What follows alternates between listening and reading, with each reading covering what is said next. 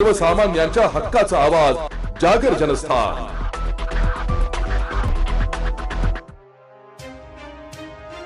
मुंबईत शिक्षण, नोकरी आणि प्रवासासाठी येणाऱ्या विद्यार्थी, कर्मचारी आणि परदेशी नागरिकांची हॉस्टेल आणि पेइंग गेस्टच्या नावाखाली मोठ्या प्रमाणात फसवणूक होत असल्याचा प्रकार उघडकीस आलाय। या प्रकरणी फसवणूक झालेल्या तरुणीने भाजपा प्रवक्ता अजितजी चव्हाण यांच्याशी संपर्क साधून झालेल्या प्रकाराचे कथन केलंय। त्यानंतर अजित चव्हाण यांनी स्वतः झालेल्या प्रकारची दखल घेऊन दादर पोलीस ठाण्यात तक्रार केली। पोलिसांनी दिलेल्या माहितीनुसार सोशल मीडिया आणि ऑनलाईन प्लॅटफॉर्मवर स्वस्त दरात हॉस्टेल, पेइंग गेस्ट रूम उपलब्ध असल्याची जाहिरात केली जाते। मुंबई बाहेरून येणाऱ्या लोकांना फोनवरून गोड बोलून दादर, माटुंगा, परळ परिसरात खोल्या दाखवण्याचं आमिष दाखवले जाते। ऍडव्हान्स बुकिंगच्या नावाखाली 5 ते 15,000 रुपये ऑनलाईन घेतले जातात। पैसे मिळताच आरोपी फोन बंद करतात आणि ठिकाणावर गेल्यावर अशी कोणतीही रूमच नसल्याचं समोर येत आहे। गेल्या महिन्यात बिहार, उत्तर प्रदेश आणि राजस्थान मधून स्पर्धा परीक्षेसाठी आलेल्या 6 विद्यार्थ्यांची अशाच प्रकारे 42,000 रुपयांची फसवणूक झाली। तसेच नायजेरिया आणि नेपाळमधील 2 परदेशी नागरिकांनीही पोलिसांकडे तक्रार केली आहे की त्यांना बनावट पत्त्यावर नेऊन पैसे उकळण्यात आले।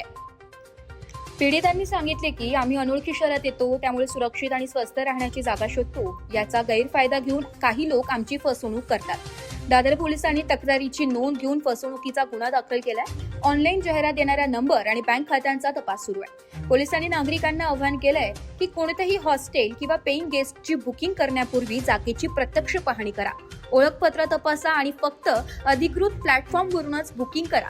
संशयास्पद वाटल्यास तातडीने पोलिसांशी संपर्क साधा। मुंबईसारख्या शहरात नवीन येणाऱ्यांची सुरक्षितता आणि फसवणूक रोखण्यासाठी पोलिसांनी विशेष मोहीम राबवण्याचे संकेत दिले।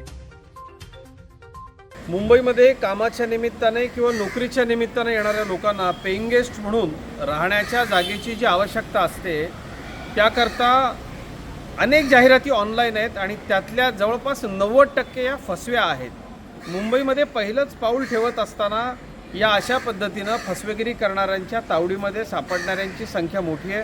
हजारो रुपये अशा पद्धतीनं या लोकांकडनं उकळले जातात, त्यांना फोटोज दाखवले जातात, खोटे ॲग्रीमेंट्स केले जातात। इतकंच नाही तर आज हा अनुभव मी स्वतः घेऊन बघितला एका विद्यार्थिनीच्या सांगण्यावरून की मी या ठिकाणी आलो, मला आधी सांगितलं दादरच्या ॲक्वा स्टेशनजवळ या, इथेच आमचं हॉस्टेल आहे। त्यानंतर सांगितलं कबूतरखान्याजवळ या, इथंच आमचं हॉस्टेल आहे आणि हॉस्टेलमध्ये प्रवेशासाठी 2,000 रुपये ऑनलाईन पाठवा, तुमचं आधार कार्ड पाठवा, तुमचं ID कार्ड तयार होईल आणि तुम्हाला जर नाही आवडलं तर हे 2,000 तुम्हाला ID कार्डसह परत मिळतील असं म्हणण्यात आलं। पण शेवटी माझ्या लक्षात आलं की हेच ते फसवेगिरी करणारे लोक आहेत। 2 तास वाट बघून त्यांना फोन करून सुद्धा कोणीच आलं नाही। शेवटी मी पोलीस स्टेशनला आलो आणि पोलिसांना हा विषय सांगणं अतिशय मला महत्त्वाचं वाटलं। त्याचं कारण असं की देशभरातनं लाखो लोक रोज मुंबईमध्ये नोकरीच्या निमित्तानं, ट्रेनिंगच्या निमित्तानं, शिक्षणाच्या निमित्तानं विशेषतः विद्यार्थी-विद्यार्थिनी येतात।